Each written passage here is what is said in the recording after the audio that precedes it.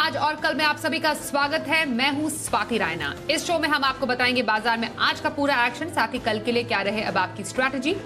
आपकी कल की तैयारी कराने के लिए हमारे साथ शो में शामिल होंगे जी बिजनेस के मैनेजिंग एडिटर अनिल सिंह भी। साथ ही हमारे साथ एक और खास मेहमान है आज, परिचय करा दें market expert Sudeep Bandopadhyay. Sudeep sir का करते हैं शो में स्वागत और पूरी रिसर्च टीम का भी परिचय करा दें। वरुण से हम जानेंगे कैसा रहा आज बाजार का हाल। देवांशी से जानेंगे एलआईसी के आईपीओ से दूसरी कंपनियों के आईपीओ पर क्या होगा असर। आशीष से समझेंगे भारत और यूएई के बीच करार के फायदे। कुशल बताएंगे क्या है विप्रो की बड़ी योजना और इंडिगो से राकेश गंगवाल के इस्तीफे का इम्पैक्ट। सबसे पहले लेकिन आज के बाजार का कारोबार समझ लेते हैं। तो हफ्ते का पहला कारोबारी दिन, बाजार में रूस और यूक्रेन के बीच तनाव का असर देखने को मिला। निफ्टी करीब 70 अंक गिरकर 17,206 के स्तर पर बंद हुआ। वहीं सेंसेक्स करीब 150 अंक टूटकर 57,680 के स्तर पर बंद हुआ। बैंक निफ्टी की बात करते हैं, 86 अंक चढ़कर 37,680 अंक के पार बैंक निफ्टी बंद होने में आज रहा कामयाब।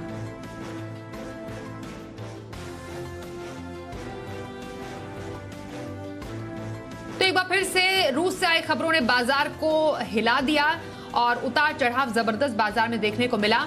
जरा बाजार को और विस्तार से समझते हैं अनिल जी से। हफ्ते के पहले दिन भारतीय बाजारों में आज फिर से जबरदस्त उतार चढ़ाव वाला सेशन देखने को मिला। ग्लोबल संकेतों के चलते कमजोर शुरुआत होना तय थी। कमजोर शुरुआत होने के बाद बाजार कुछ और फिसले 17,075 के आसपास जाकर निफ्टी ने सपोर्ट लिया। तो पहला हाफ थोड़ा कमजोरी भरा था। गिरने वाले शेयरों की संख्या काफी ज्यादा थी, बढ़ने वाले बेहद कम। लेकिन मिड सेशन से बाजार में थोड़ी थोड़ी रिकवरी आती दिखी और रिकवरी इस दम पर आती दिखी कि शायद पुतिन और बाइडेन के बीच में इस हफ्ते किसी तरह की कोई बातचीत हो सकती है और फ्रांस मध्यस्थता के प्रयास वो बाजार को थोड़े पसंद आते हुए नजर आए। इनके चलते बहुत शानदार रिकवरी हुई और निफ्टी करीबन आप देखिए बढ़ते बढ़ते 17,350 तक पहुंचा है, यानी कि लगभग 250 पौने 300 पॉइंट की रिकवरी निफ्टी में निचले स्तरों से होती हुई दिखी, जो कि काफी अच्छी कही जा सकती है। बैंक निफ्टी का भी कमोबेश यही हाल था। 37,500 के आसपास बैंक निफ्टी ने ज्यादातर वक्त बिताया। एक बार जो पैनिक आया उसमें 37,150 तक फिसले भी, लेकिन रिकवरी की और मजबूती की शुरुआत पहले बैंक निफ्टी की तरफ से आती हुई दिखी और 37,800 के पार निकलता हुआ बैंक निफ्टी दिखा। उसके बाद 38,000 के लेवल को भी छुआ। बंद होते होते बैंक निफ्टी जरूर हरे निशान में बंद हुआ। निफ्टी और सेंसेक्स में मामूली नुकसान रहा। 2:30 बजे 2 बजे के बाद तस्वीर बदलती हुई दिखी, जब अलग अलग खबरें आती हुई दिखी कि रशिया और यूक्रेन को लेकर, जिससे बाजार का कॉन्फिडेंस थोड़ा सा हिला। रशिया के मार्केट भी नीचे थे, डाउ फ्यूचर्स 200 पॉइंट ऊपर थे, थोड़ा नीचे आने लगे। इन सब के चलते और आज चूंकि अमेरिकी बाजार बंद भी है, इन सब को देखते हुए भारतीय बाजार फिर वॉलेटाइल होते हुए दिखे और फाइनली क्लोजिंग लगातार दूसरे दिन आज फिर से निफ्टी में नीचे की रही और बैंक निफ्टी लगातार दूसरे दिन आज शुक्रवार को भी और आज हरे निशान में, मामूली सही लेकिन हरे निशान में बंद होने में कामयाब रहा। पूरी तरह से बाजार खबरों के दम पर ऊपर नीचे होते दिख रहे हैं। कोई भी डेटा लेवल या फिर डायरेक्शन काम करता हुआ नहीं दिख रहा है। वोलेटिलिटी काफी ज्यादा, जब तक आप कॉन्फिडेंस आए कि मजबूत होंगे तब कोई खराब खबर गिरा देती है और जब भी आपको लगे कि ऐसी खराब खबर के दम पर बाजार नीचे जा सकते हैं तुरंत रिकवरी आती दिखती। तो ये उतार चढ़ाव शायद थोड़े वक्त और बाजार में आपको देखने को मिलेगा और उसके साथ ही आपको अपनी ट्रेडिंग स्ट्रेटेजी बनानी होगी। अब जानते हैं बाजार में सेक्टर स्पेसिफिक कैसा एक्शन आज देखने को मिला। हमारे से होगी वरुण दुबे हमारे साथ है। वरुण, आज उथल पुथल भरे बाजार में कहां पर सबसे ज्यादा एक्शन था और कहां पर सुस्ती रही? देखिए, हफ्ते का पहला ट्रेडिंग सेशन था और बाजार जो है वो लाल निशान में बंद हुए है। इनफैक्ट अगर आप देखेंगे तो लगातार चौथा दिन है जब बाजार लाल निशान में बंद हुए हैं और कारण एक ही है, ग्लोबल मार्केट्स और खासकर रशिया और यूक्रेन के बीच में तनातनी। दरअसल ओवरनाइट क्यूज जो यूएस के मार्केट से आए थे वो तो वैसे ही नेगेटिव थे। इसके लिए मार्केट्स प्रेशर में खुलेंगे ये अंदाज़ा सबको था, लेकिन अगर आप देखेंगे तो फर्स्ट हाफ में निचले स्तर से बेहतरीन रिकवरी देखने मिली थी, क्योंकि आज फर्स्ट हाफ में कोई नेगेटिव न्यूज़ नहीं आई थी। लेकिन सेकेंड हाफ में फिर से रशिया और यूक्रेन के लेके नेगेटिव न्यूज़ आई और उसके बाद देखिए खबरों का सिलसिला लगातार चलता रहा और उसके बाद मार्केट्स में अगर आप देखेंगे तो ऊपरी स्तर से एक सेल ऑफ देखने मिला है। स्टॉक स्पेसिफिक एक्शन अगर उसकी बात करेंगे तो आज मेटल काउंटर्स, फार्मा काउंटर्स में काफ़ी हद तक बिकवाली देखने मिली और निफ्टी के टॉप लूजर्स देखिए हिंडाल्को, डीवीज लैब जैसे काउंटर्स है। इसके अलावा दिग्गज टीसीएस, रिलायंस इंडस्ट्रीज में भी अगर आप देखेंगे तो दबाव देखने मिला। इन स्टॉक्स के अलावा जहाँ पे दबाव था उसमें BHEL, AB capital, DLF, BML जैसे काउंटर्स है जहाँ पे प्रेशर साफ देखने मिला। खबरों के चलते काफ़ी सारे स्टॉक्स ऐसे थे जहाँ पे एक्शन था। सबसे पहले तो इंडिया बुल्स ग्रुप, यहाँ पे कुछ नेगेटिव खबर आई, उसके चलते इस पूरे ग्रुप के स्टॉक्स में दबाव देखने मिला। इंडिया बुल्स रियल एस्टेट को देखिए अच्छी खासी गिरावट यहाँ देखने मिली।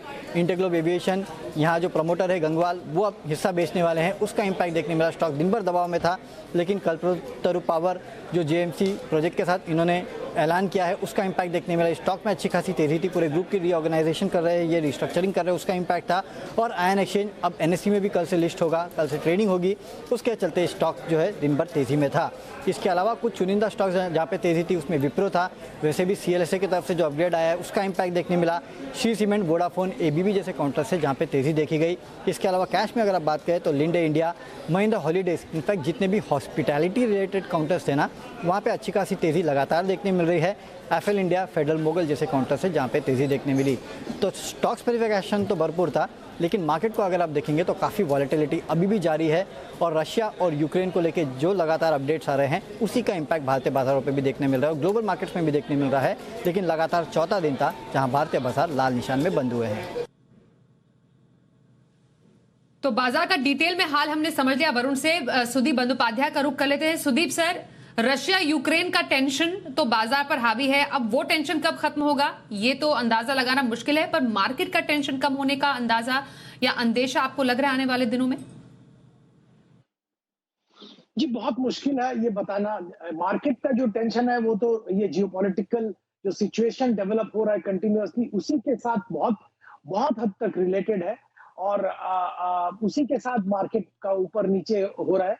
तो हम लोगों को लगता है कि अगर इसमें कोई सुधार आ जाए, कोई ऐसा कुछ मुद्दा छिड़ जाए कि ये अभी वार नहीं होगा, तो तुरंत मार्केट में जबरदस्त रिकवरी देखने को मिलेगी। तो जैसे अभी जिक्र किया जा रहा है बाइडेन साहब के साथ पुतिन साहब का कोई आने वाले दिनों में एक मीटिंग हो सकता है और ये मीटिंग का नतीजा अगर थोड़ा भी पॉजिटिव आया, मार्केट के लिए बहुत पॉजिटिव देखने को मिलेगा। और अगर बाय चांस वार शुरू हो गया तो ऑब्वियसली एक सिग्निफिकेंट डिप आने की संभावना रहेगी। तो इस माहौल में एक्सट्रीम वॉलेटिलिटी फैक्टर इन करके कामकाज करना चाहिए। लंबे अवधि निवेशक के लिए दूसरा सलाह रहेगा, पर जो ट्रेडर्स है उनके लिए सलाह यही होगी कि बहुत स्ट्रिक्ट स्टॉप लॉस लगाए और बहुत ही बारीकी से मार्केट पे नजर रखिए।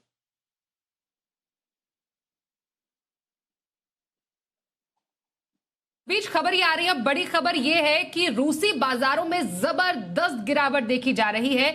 10% से ऊपर रूस के बाजार गिरे हैं और वजह वही है जिससे दुनिया भर के बाजारों में टेंशन है और जिसका जिक्र अभी हम भारतीय बाजारों के कॉन्टेक्स्ट में भी कर रहे थे। रशिया और यूक्रेन के बीच जो तनाव बढ़ता जा रहा है, अभी तनाव के सुलझने के कोई आसार तो नजर नहीं आ रहे, लेकिन 12% की बड़ी गिरावट हमने रूसी शेयर बाजार में देखी है। जब से इस तनाव की शुरुआत हुई थी उसके बाद से अब की सबसे बड़ी गिरावट रूसी बाजार में देखी गई है, 10% से भी ऊपर। सुदीप सर, अभी यही बातचीत हो रही थी कि भारतीय बाजारों पर तो रूसी और यूक्रेन की टेंशन का असर है ही, रूस के खुद के बाजार 12% गिर चुके हैं। जी बिल्कुल, थोड़ा बहुत शंका तो वहां उसके रशियन मार्केट में भी आना जरूरी है, क्योंकि देखिए जो सैंक्शंस की बात की जा रही है, ड्रैकोनियन सैंक्शंस कह सकते हैं इसको, और ये सैंक्शंस का बहुत बहुत नेगेटिव असर रशियन इकोनॉमी पे होने की संभावना है। तो अगर जंग छिड़ गया तो इसका बहुत नेगेटिव इम्पैक्ट रशियन इकोनॉमी पे होगा और इसी बात को फैक्टर इन रशियन मार्केट्स कर रहा है। और ये जो मार्केट का गिरना, इससे थोड़ा शंका की बात है, क्योंकि इसका मतलब यह है कि रशियन मार्केट भी फैक्टरिंग कर रहा है कि जंग छिड़ सकता है। ये हमारे लिए और ग्लोबल मार्केट्स के लिए बहुत ही एक बड़ा नेगेटिव मुद्दा माना जाएगा। बिल्कुल सर, चलिए आगे बढ़ते हैं और कुछ आज की और बड़ी खबरों का भी रुख कर लेते हैं। LIC के IPO को देखते हुए कई दूसरी कंपनियों ने अपने IPO के प्लान को टाल दिया है। वजह क्या है और उन कंपनियों की पूरी जानकारी के साथ हमारे सहयोगी देवांशी आशर है। देवांशी, LIC का IPO और कंपनियों ने अपना प्लान टाल दिया, क्यों? जी बिल्कुल, आप देखिए कई सारी कंपनीज हैं, लगभग 40 ऐसी कंपनीज हैं जिनको सेबी से आईपीओ लाने की मंजूरी मिल चुकी है, लेकिन इसके बावजूद ये सारी कंपनीज के आईपीओ में अभी भी देरी हो सकती है। और उसकी सबसे बड़ी वजह यह है कि एलआईसी जल्दी अपना आईपीओ मार्केट में ला सकता है।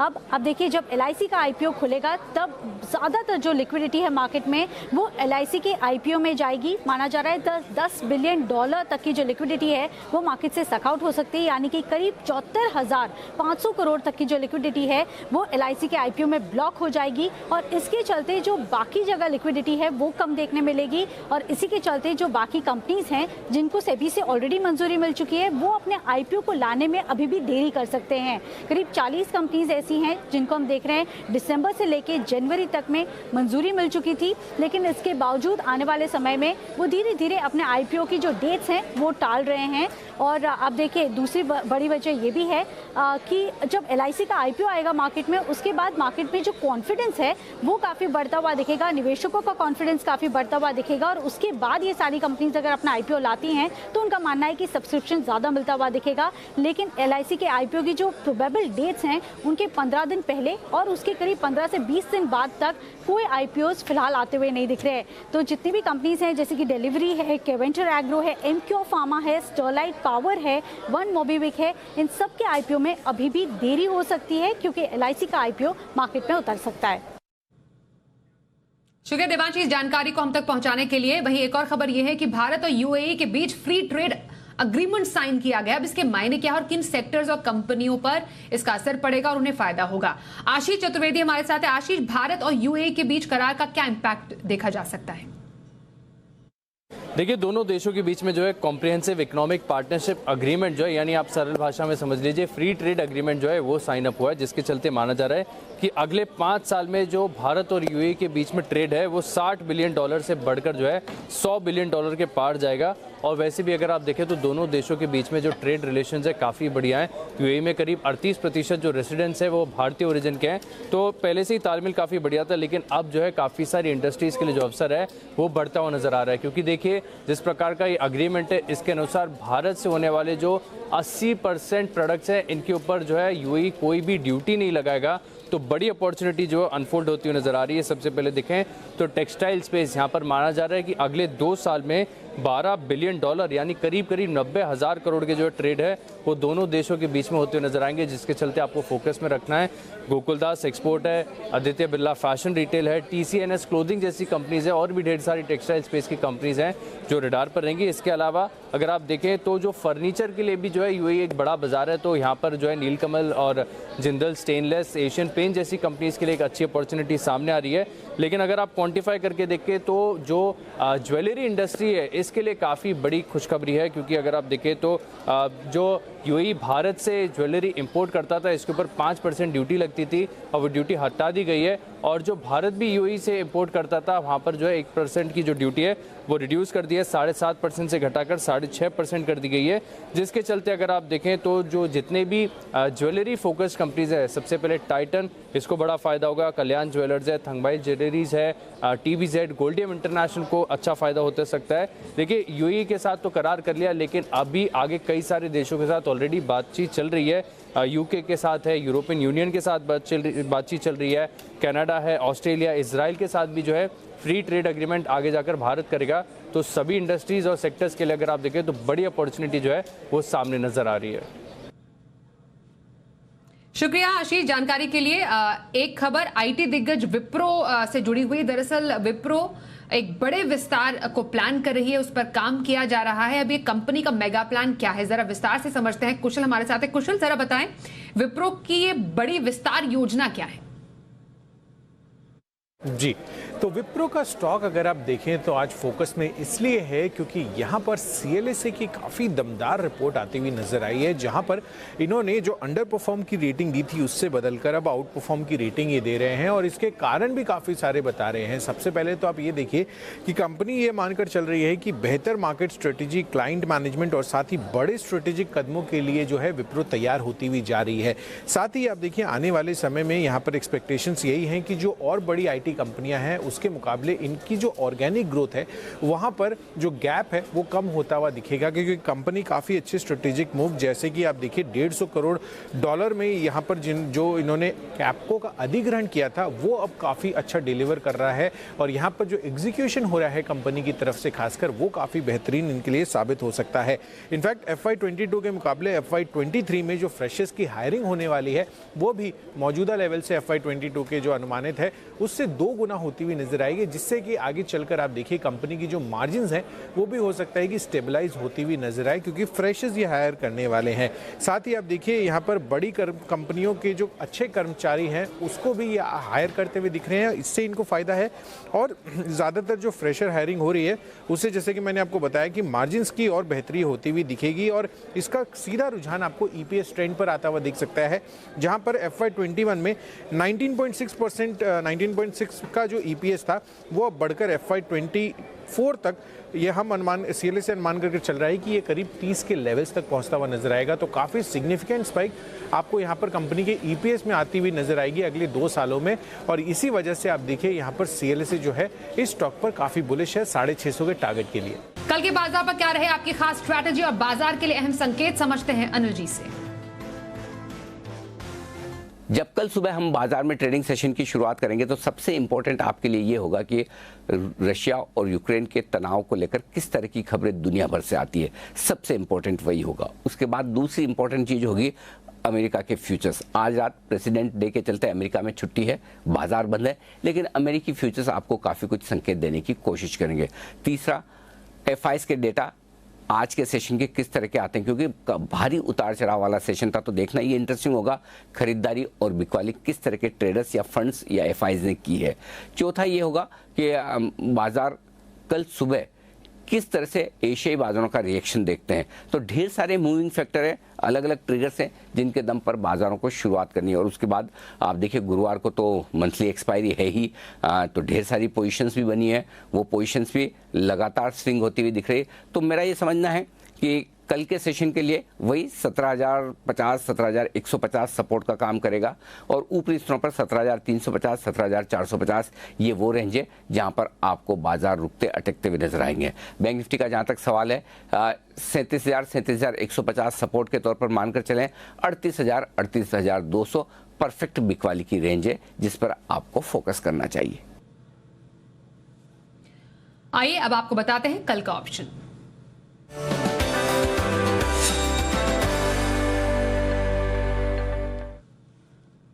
मोतीलाल ओसवाल के चंदन तापड़िया हमारे साथ है। चंदन जी, बहुत स्वागत है आपका शो में। कल कहां पर ऑप्शन स्ट्रैटेजी?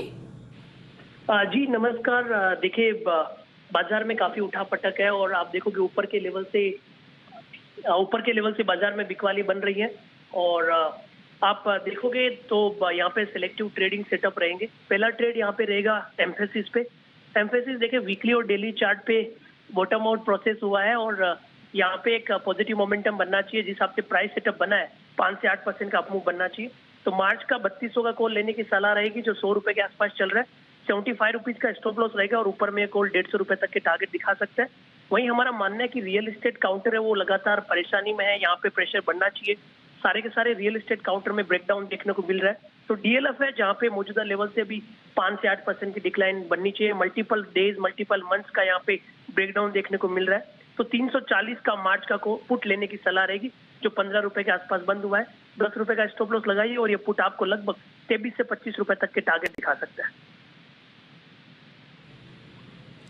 शुक्रिया चंदन जी ऑप्शन स्ट्रैटेजी बताने के लिए। सुदीप सर, आपसे समझेंगे हम लॉन्ग टर्म स्ट्रैटेजी की कौन से स्टॉक्स आप बताने वाले हैं?